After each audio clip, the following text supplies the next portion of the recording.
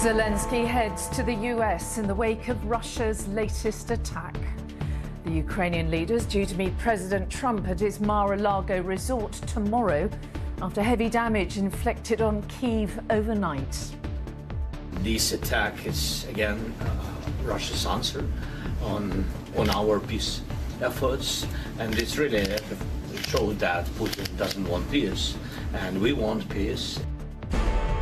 Here, government plans for a paid military gap year, aiming to recruit 1,000 young people a year. And they've landed a blow, finally. Victory at last for England in the fourth Ashes Test. Its first win on Australian soil for 15 years.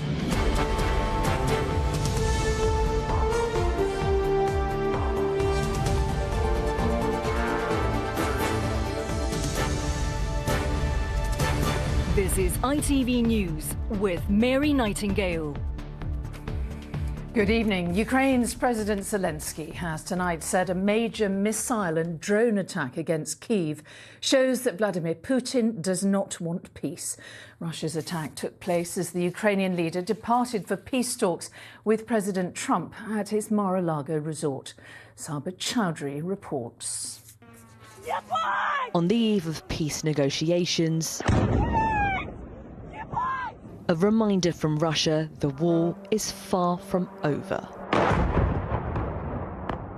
Last night, 6 districts of Kyiv were hit, 2 people killed and dozens injured. A capital burning, while thousands without power face freezing temperatures. One resident said, "We're simply begging the whole world. We can get on our knees, but let there be an end to all of this for our children." The timing of these strikes was no accident. Zelensky's headed to Florida for peace talks with Donald Trump, where the stakes are high. And so his first stop is Canada for the backing of key allies, including PM Mark Carney. Good to see you, Mark. Thank you. An urgent meeting in the backdrop of Russia's strikes. This attack is again Russia's answer on our peace efforts, and it's really showed that Putin doesn't want peace, and we want peace, and he's the man of war. But Zelensky's armed with a game plan. A 20-point peace deal he says is 90% ready, including painful concessions like a demilitarized zone in return for US security guarantees. But the leverage lies with Donald Trump. Last night, he told Politico Zelensky doesn't have anything until I approve it. And Moscow is watching closely. Tonight, the Kremlin's released this footage of President Putin visiting what's described as a military command post, as Russia claims territorial gains in the contested region of Donetsk, with Putin warning of further force if diplomacy fails. How do we stop Russia, and how do we make them comply with this plan? And here the ball is in President Trump's court, because he had promised strong sanctions, but he never executed on his threat. For now, the fighting continues, and Ukraine's future hinges not just on the battlefield, but on decisions made tomorrow in Florida. Sabah Chowdhury, ITV News. In the last hour, the Home Office has announced it has agreed a deal with 2 African countries that will open the way to them taking back illegal migrants. The UK government had threatened to stop visa applications from those countries unless they complied. Well, Graham Stothard is here. How significant is this agreement? Well, it's significant in that it's Labour trying to prove it's cracking down on illegal migration. In terms of the number of people who will be returned under this deal, well, that still is not clear. I mean, Shabana Mahmood had threatened 3 countries with visa bans: Namibia, Angola and the Democratic Republic of Congo. The DRC was the only one who didn't respond how she wanted, so she has now halted fast-track visa processing and some preferential visa treatment. She is, of course, trying to draw a tough line, but in reality, those 3 countries, They were never among the most common nationalities of migrants to enter the UK illegally or legally.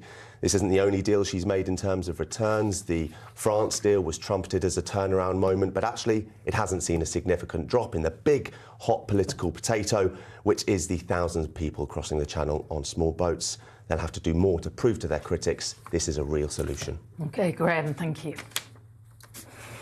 Details of the paid military gap year set to begin in March have been announced. The scheme is based on one already used in Australia, which ministers hope will boost recruitment into the armed forces. Eventually, they aim to recruit more than 1,000 young people annually, but the first wave is expected to be far smaller than that, something critics say shows a lack of ambition. Callum Fairhurst has the details. Forget travelling, this gap year is one with a difference. I've met so many new people. For more than a decade, young Australians have been able to sign up to the military for a year. The UK is now hoping to replicate the programme, with under-25s here able to try out the Army, Navy and Air Force for 1 year, paid. It's one response from the government to poor recruitment and retention, aiming to encourage young people to consider the armed forces, but not everyone here would sign up.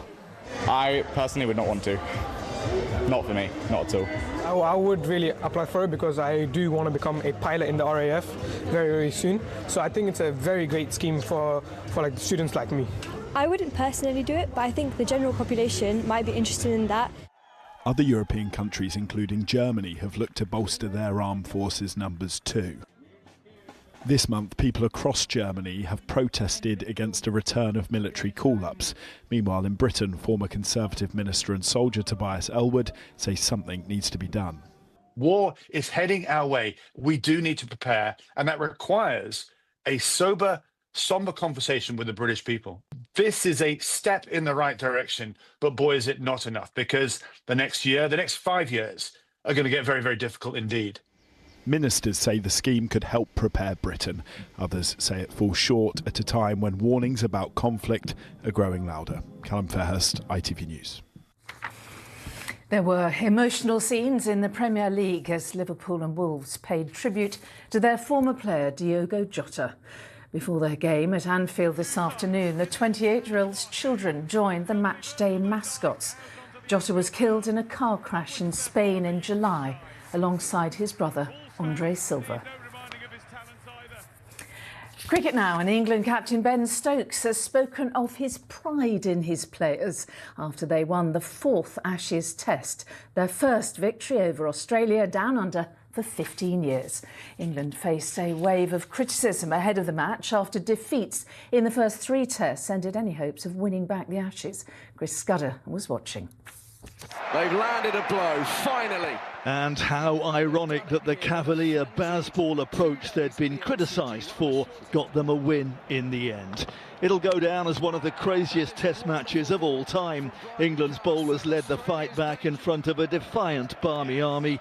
Bryden Carse and Ben Stokes led the charge on a treacherous pitch that the Aussies had prepared but that backfired on them. 132 all out left England with 178 to win.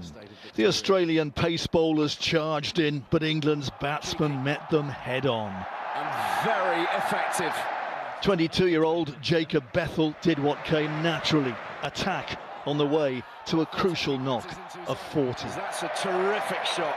It got tense towards the end as wickets fell. He's got the England captain. But unashamed Bazballer Harry Brook hit the winning runs. There it is.